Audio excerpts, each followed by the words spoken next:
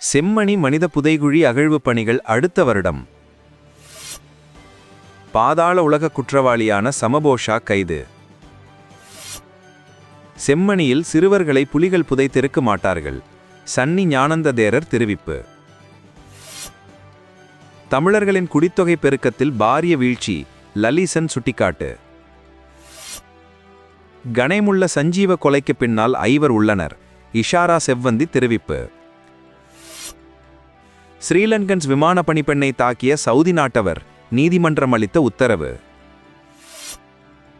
அனுர அரசின் பெரும் துரோகம், பிரிட்டானியாவில் கண்கலங்கிய இளஞ்செழியன். இலங்கை கடற்பரப்பினுள் அத்துமீறி உள்நுழைந்து மீன்பிடியில் ஈடுபட்ட இந்திய மீனவர்கள் கைது. செம்மணி மனித புதைக்குழிக்குள் மழைநீர் தேங்கி நிற்பதனால் அடுத்த வருடமே 3ஆம் கட்ட அகழ்வு பணிகள் முன்னெடுக்கப்படும் என தீர்மானிக்கப்பட்டுள்ளது. செம்மணி மனித புதைக்குழியிலிருந்து இதுவரையில் 2 கட்டங்களாக மேற்கொள்ளப்பட்ட அகழ்வு பணிகளின் போது 240 மனித எண்புக்கூட்டு எச்சங்கள் அடையாளம் காணப்பட்டுள்ள நிலையில் 239 எண்புக்கூட்டு எச்சங்கள் அகழ்ந்தெடுக்கப்பட்டுள்ளன.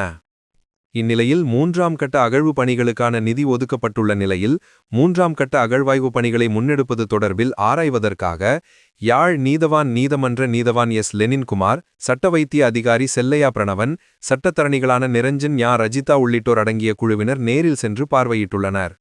அதன்போது புதைக்குழிக்குள் மழைநீர் தேங்கி நிற்பதனால் அடுத்த அகழ்வு பணிகளை மேற்கொள்வது தொடர்பில் எதிர்வரும் ஜனவரி மாதம் 19ஆம் திகதி மீண்டும் அகழாய்வு தளத்திற்கு விஜயம் மேற்கொண்டு அடுத்த கட்ட அகழ்வு பணிகளை முன்னெடுப்பது தொடர்பில் ஆராயப்படும் என தீர்மானிக்கப்பட்டுள்ளது. ஒழுங்கமைக்கப்பட்ட குற்றக்கும்பலை சேர்ந்தவராக நம்பப்படும் சமபோஷா என்ற மதுசங்க எனும் சந்தேக நபர் புலிசாரால் கைது செய்யப்பட்டுள்ளார். கொழும்பு வடக்கு பிரிவு குற்றப்புலனாய்வு பிரிவினால் இந்த கைது மேற்கொள்ளப்பட்டுள்ளது.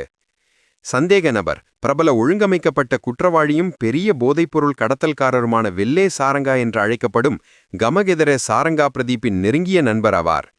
குறித்த சந்தேக நபர் கிராண்ட் பாஸ் பகுதியில் வைத்து கைது செய்யப்பட்டுள்ளார். மேலும் அவரிடமிருந்து 26.890 கிராம் ஐஸ் போதைப் பொருளை போலீசார் மீட்டுள்ளனர். அத்துடன் சந்தேக நபர் 5 தனித்தனி கொலை வழக்குகளிலும் தொடர்புடையவர் என்று போலீஸ் தெரிவித்துள்ளது. செம்மணி மனித புதைக்குழியில் சிறுவர்கள் குழந்தைகளுடைய எலும்புக்கூடுகள் வெளிவந்துள்ள நிலையில் புலிகள் அவற்றை புதைத்ததாக கூறி இந்த அரசாங்கம் விசாரணைகளை பின்னடிக்க பார்ப்பதாக சம உரிமை இயக்கத்தின் செயற்பாட்டாளர் சன்னி ஞானந்த தேரர் தெரிவித்தார். யாழ் நகர பகுதியில் சம உரிமை இயக்கத்தின் ஏற்பாட்டில் நவம்பர் 1 அன்று இடம்பெற்ற போராட்டத்தில் கருத்து தெரிவிக்கும் போதே அவர் இவ்வாறு தெரிவித்தார்.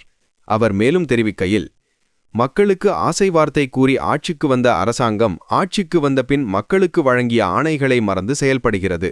பயங்கரவாத தடை சட்டத்தை நீக்குவோம் என கூறிய இந்த ஜேவிபி அரசாங்கம் ஆட்சிக்கு வந்து 1 வருடம் கடந்த பின்னரும் பயங்கரவாத தடை சட்டத்தை நீக்கவில்லை.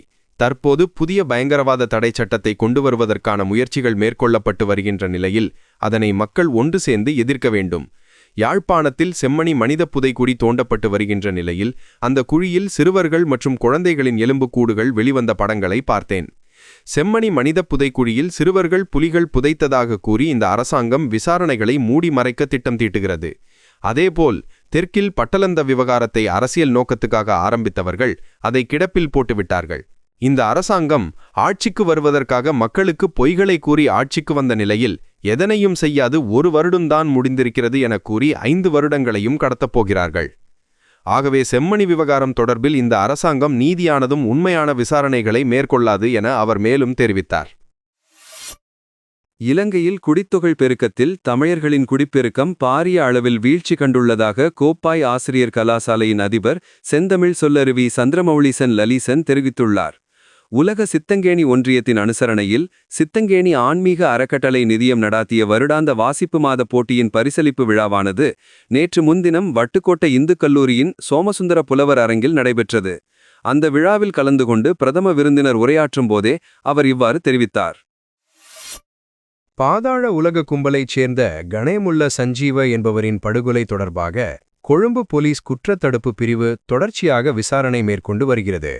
இந்த கொலை சம்பவத்தில் தொடர்புடைய இஷாரா செவ்வந்தியிடமிருந்து பல்வேறு தகவல்கள் கிடைத்துள்ளதாக கொழும்பு போலீஸ் குற்றத்தடுப்பு பிரிவினர் தெரிவித்துள்ளனர். இஷாரா செவ்வந்தி நேபாளத்தில் கைது செய்யப்பட்டு நாடு கடத்தப்பட்ட பின் போலீஸ் தடுப்பு காவலில் தடுத்து வைக்கப்பட்டுள்ளார். இந்த நிலையில் இஷாரா செவ்வந்தியிடம் மேற்கொள்ளப்பட்ட விசாரணையில் கணேமுல்ல சஞ்சீவன் கொலையில் 5 பேர் மூலமாக செயற்பட்டதாக தெரியவந்துள்ளது. இவர்கள் முக்கியமாக கெஹல் பத்தர பத்மே, கமாண்டோ சலிந்து, தருண், பிரதான துப்பாக்கிதாரி மற்றும் இஷாரா செவ்வந்தி ஆகிய 5வரும் பிரதானமாக செயற்பட்டுள்ளதாக விசாரணையில் மேலும் தெரியவந்துள்ளது. மேலும் இஷாரா செவ்வந்தி என்ற தாயாரின் இறுதி சடங்கை காணொளி எடுத்து அவருக்கு அனுப்பிய இஷாரா செவ்வந்தியின் மாமா தொடர்பிலும் தகவல்கள் கிடைத்துள்ளன. தற்போது இஷாரா செவ்வந்தியின் மாமா தொடர்பான விசாரணைகளும் நடைபெற்று வருகிறது. இச்சம்பவம் தொடர்பான மேலதிக தகவல்கள் கொழும்பு புதுக்கடை நீதிமன்ற வளாகத்தில் உள்ள விசாரணைகளில் பெறப்பட்டுள்ளன. சிறிலங்கன் ஏர்லைன்ஸ் விமானத்தில் விமான பணிப்பெண்ணை தாக்கி காயப்படுத்தி மிரட்டிய குற்றச்சாட்டில் குற்றத்தை ஒப்புக்கொண்ட சவுதி அரேபிய நாட்டவருக்கு 3 மாத சிறை தண்டனை விதித்து கொழும்பு தலைமை நீதிபதி அசங்க எஸ் போதரகமா நேற்று தீர்ப்பளித்தார். தண்டனையை 5 ஆண்டுகளுக்கு ஒத்திவைத்தார். விமான நிலைய காவல்துறையினர் தாக்குதல் மற்றும் மிரட்டல் உள்ளிட்ட 3 குற்றச்சாட்டுகளின் கீழ் குற்றம் சாட்டப்பட்டவருக்கு எதிராக குற்றச்சாட்டுகளை பதிவு செய்தனர். மேலும் சிறை தண்டனைக்கு கூடுதலாக குற்றம் சாட்டப்பட்டவருக்கு ரூபாய் 10,000 அபராதமும் விதிக்கப்பட்டது. சம்பவம் தொடர்பான விவரங்களை விமான நிலைய காவல்துறையினர் வழங்குகையில் அக்டோபர் 26 காலை சவுதி அரேபியாவின் ரியாத்திலிருந்து கட்டுநாயக்க விமான நிலையத்திற்கு சென்று கொண்டிருந்த சிறிலங்கன் ஏர்லைன்ஸ் விமானத்தில் தாக்குதல் நடந்ததாக நீதிமன்றத்தில் தெரிவித்தனர். விமானம் கட்டுநாயக்க விமான நிலையத்தில் தரையிறங்கவிருந்தபோது பாதிக்கப்பட்ட விமான பணிப்பெண் அனைத்து பயணிகளையும் இருக்கை பெல்ட்டை கட்டுமாறு தெரிவித்ததாகவும் அந்த நேரத்தில் குற்றம் சாட்டப்பட்ட நபர் அறிவுறுத்தல்களை புறக்கணித்து விமான பணிப்பெண்ணுடன் வாக்குவாதத்தில் ஈடுபட்டு தாக்குதலை நடத்தியதாகவும் விசாரணை அதிகாரி நீதிமன்றத்தில் தெரிவித்தார்.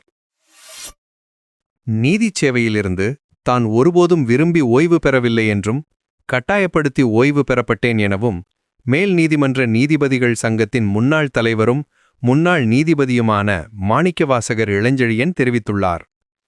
இலங்கை மேல் நீதிமன்ற முன்னாள் நீதிபதி மாணிக்கவாசகர் இளஞ்செழியனுக்கான சேவை நலன் பாராட்டு விழா லண்டனில் கடந்த நவம்பர் 1 அன்று நடைபெற்றது. இதில் கலந்து கொண்டு கருத்து தெரிவிக்கும் போதே அவர் இந்த விடயத்தை உணர்வுபூர்வமாக கூறியிருந்தார்.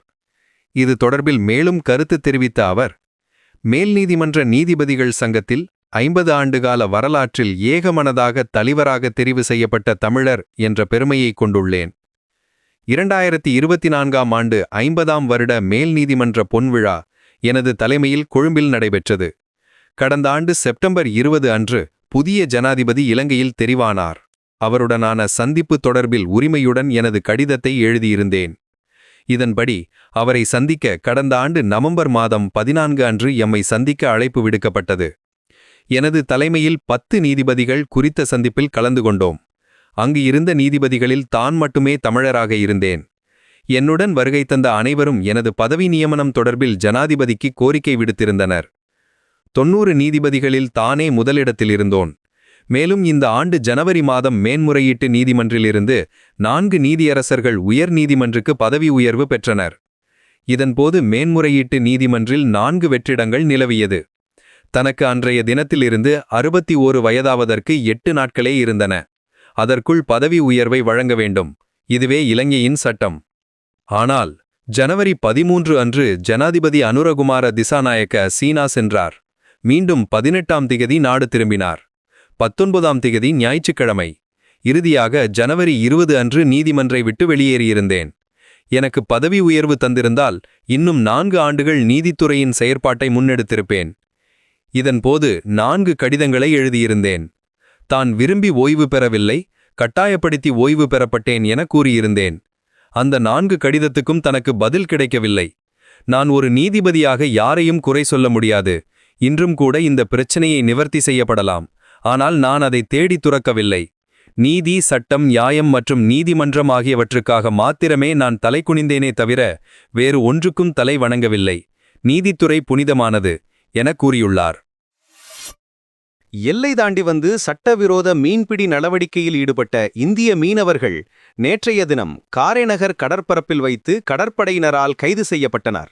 3 படகுகளில் வந்த 31 இந்திய மீனவர்களே இவ்வாறு சட்டவிரோத மீன்பிடி நடவடிக்கையில் ஈடுபட்டு கொண்டிருந்த வேளை கைது செய்யப்பட்டுள்ளனர்.